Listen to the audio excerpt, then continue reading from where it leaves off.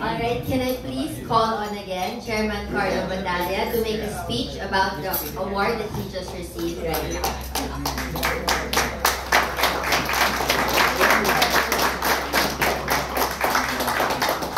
Ano na yun, closing remarks na ba na ito kasi marami tayong Johnny Walker, wala mag-walk out yun eh. Maraming salamat Dr. Danny mga sa pagkakapili ni Carlo Bandalla bilang isa sa 10 heroes of the year. Thank you. Acknowledge ko ulit yung mga magigiting nating mga kasama ngayon. Unang-una yung mga abogado natin, ano? Sa dami ng kaso na na-file ng Crimes and Corruption Watch International. Unang-una si Attorney Tria. Attorney Sani Pulgat, Attorney Alparas, Attorney Dona, siyempre Attorney Alvin Alcol. Ang galing na abogado kasi alam po ninyo yung National ID. Kami dalawa po ang author ng pagkakatitil ng production ng National ID. So, walang-wala. Dinamanda namin yung Bangko Sentral ng Pilipinas. Sinama pa namin si Pinjok. No? So, yun, natigil na po yung production ng National ID. Unang-una, anomalous yung yung procurement process nun eh. So, nanalo po tayo doon. So, palakpakan po natin, Atty. Alvin Alcol. Sa po yan sa haligi ng Crimes and Corruption Watch International. Napakaraming demanda ang naisamba po natin ngayon. No? Ito nga lang pong unang linggo ng January ay nademanda na po natin yung Regional Director ng Public Works sa Region 6. Kasama na po yung Secretary of Public Works, si Secretary Buluhan.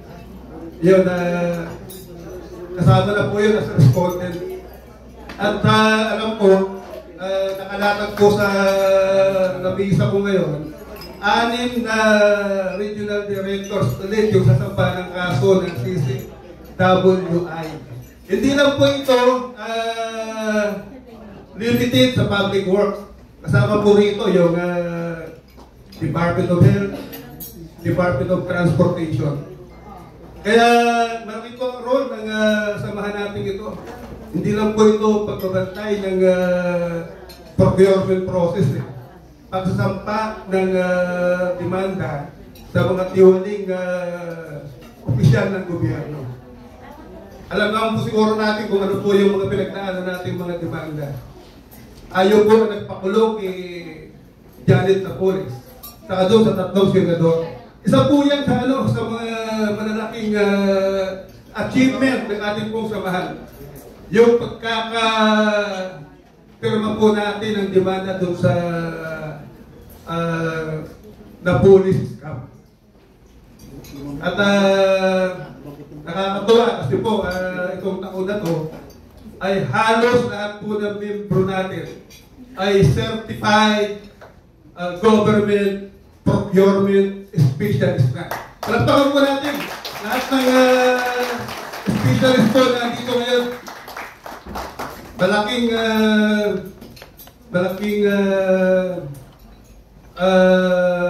role ang inyong gagampanan sa mga darating pong buwan. Kasi alam ko, ang pinasang budget ng gobyerno yun ay 6 trillion. So, ano po, tayo lang ang NGO na merong nakwalipikado na magpantay sa bidding ng gobyerno ngayon. Kasi meron pong bagong batas ngayon. Pag hindi ka certified procurement specialist, ay hindi ka papayagang makapag-observe. Kaya tama-tama, meron na po tayong specialist na level 3, level 2 at saka level 1. Mapapalaban ng gusto yung mga bids and awards committee sa inyong lahat. Yan, at saka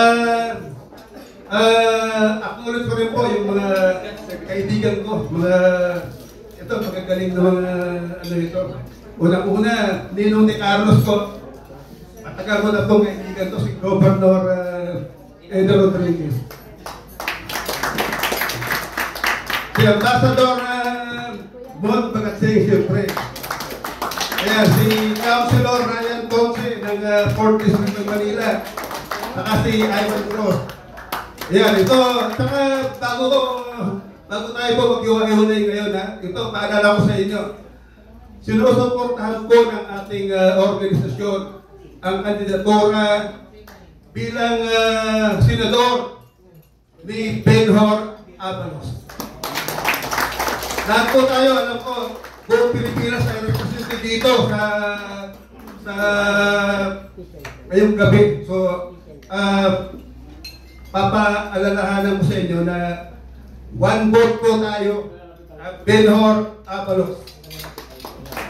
Tama-tama kasi meron na po akong mga 1.4 million followers sa Facebook. So baka makatulong Benhur Abalos po itong itong organisasyon natin.